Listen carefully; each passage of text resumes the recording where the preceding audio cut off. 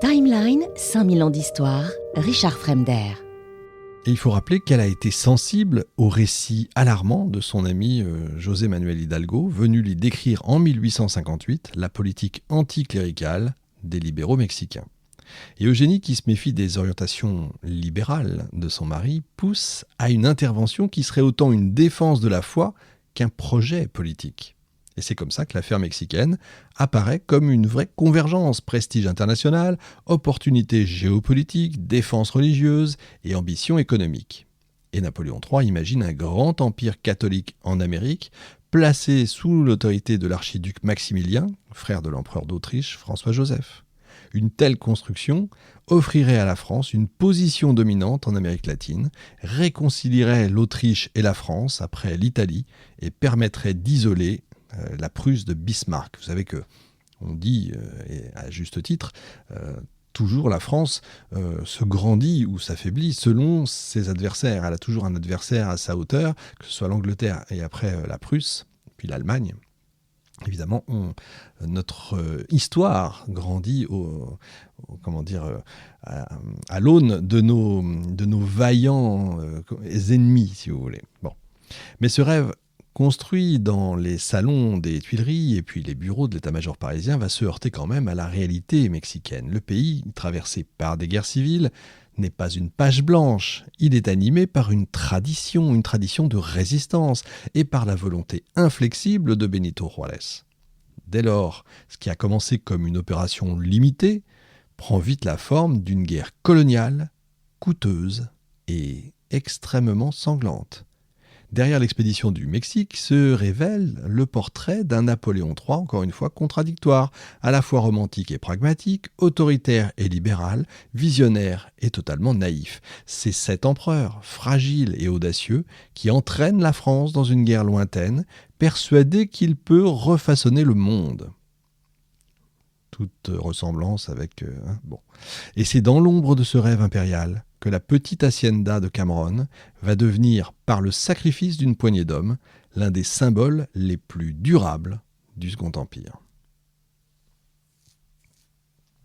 Je vous disais tout à l'heure, le Second Empire vit dans un dialogue permanent avec l'opinion publique. Napoléon III, plus que ses prédécesseurs, et c'est important d'avoir tout ça en tête, a conscience de l'importance du suffrage et de la presse, même si la presse est muselée. Ces guerres sont donc des spectacles politiques. La Crimée, d'abord, a redonné à la France une stature européenne. Elle a fait oublier Waterloo, elle a fait oublier Sedan. Évidemment, Sedan n'est pas encore arrivé, mais elle nous permet de revenir un peu, d'être à nouveau fiers de notre armée. Les victoires d'Italie ont nourri aussi l'illusion d'un empereur héritier de son oncle, chef de guerre capable d'écrire une nouvelle épopée. En tout cas, c'est ce qu'on pensait.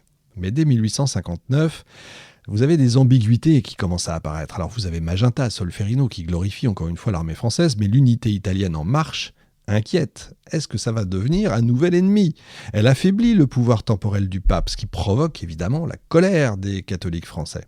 Et ce premier malaise religieux est capital parce qu'il prépare tout simplement le terrain de l'expédition mexicaine. Beaucoup vont y voir une compensation, une manière de réparer l'atteinte faite au Saint-Siège. Avec le Mexique, le rapport de l'opinion change profondément. Cette fois, en plus, le théâtre est lointain, incompréhensible pour la majorité des Français. Les raisons officielles, des dettes à payer, la protection des Européens paraissent littéralement secondaires, presque à la limite même mesquines en fait. L'échec de Puebla, le 5 mai 62, cristallise cette fois les doutes. La retraite des 6000 rapportée dans la presse devient un symbole de fiasco et quand Napoléon III envoie des dizaines de milliers d'hommes supplémentaires, une partie du public comprend qu'il ne s'agit plus d'une expédition limitée, mais d'une véritable guerre coloniale, coûteuse et littéralement obscure. Et du coup, si l'opinion française s'est enthousiasmée pour la Crimée ou l'Italie, là, elle devient cette fois méfiante et parfois carrément hostile. L'expédition du Mexique est perçue comme lointaine, ruineuse et surtout sans rapport direct avec les intérêts nationaux. Encore une fois, toute ressemblance, etc. C'est dans ce climat de scepticisme que l'héroïsme de Cameron va trouver un écho particulier, une lueur d'honneur, si vous voulez, dans une aventure largement discréditée. Pour comprendre l'expédition, Il faut aussi plonger dans la réalité mexicaine du 19e siècle. Je fais un peu durer le suspense, mais il faut comprendre, je vous amène le contexte. C'est pas une proie facile, le Mexique. On n'est pas en train d'envoyer l'équipe de France de foot qui a été championne du monde face à trifouiller les Alouettes. Pas du tout. Le Mexique, c'est une nation marquée par les guerres d'indépendance et les luttes civiles depuis l'indépendance qui a été proclamée en 1821. Le pays n'a cessé de se déchirer entre libéraux et conservateurs. Autant dire qu'ils sont habitués. Les conservateurs, héritiers de l'ordre colonial espagnol, défendent les privilèges de l'Église et des grands propriétaires terriens. Ils redoutent, vous avez tous vu Zorro, ils redoutent les réformes, se tournent évidemment vers l'Europe pour trouver des appuis. Les libéraux menés par Benito Juárez, avocat d'origine zapotèque, devenu président, prônent la modernisation, séparation de l'Église et de l'État, redistribution des terres et fin des privilèges du clergé. Oups, ces lois de réforme adoptées à partir de 1859, bouleversent totalement l'équilibre du pays. Elles sécularisent les biens ecclésiastiques, instaurent l'état civil laïque et affirment l'autorité de l'État sur l'Église.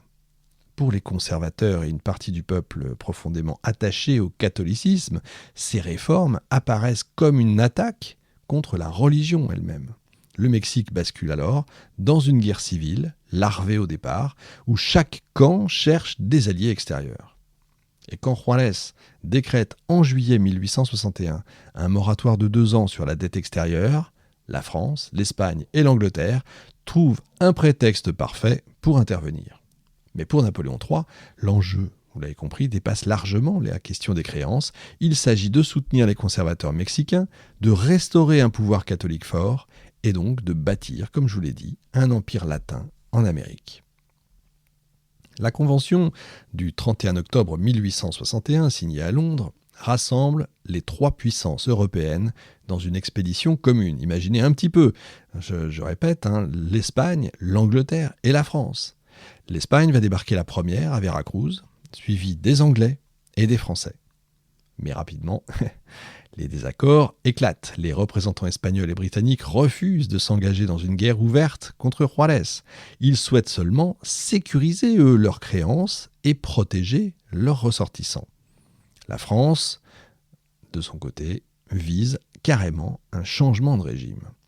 Et la convention de la Soledad, en février 1862, négociée avec le gouvernement mexicain, scelle la rupture. L'Espagne et l'Angleterre se retirent, laissant la France toute seule. Et à partir de ce moment-là, l'expédition devient une aventure purement française, guidée par les ambitions de Napoléon III. Timeline, 5000 ans d'histoire, Richard Fremder.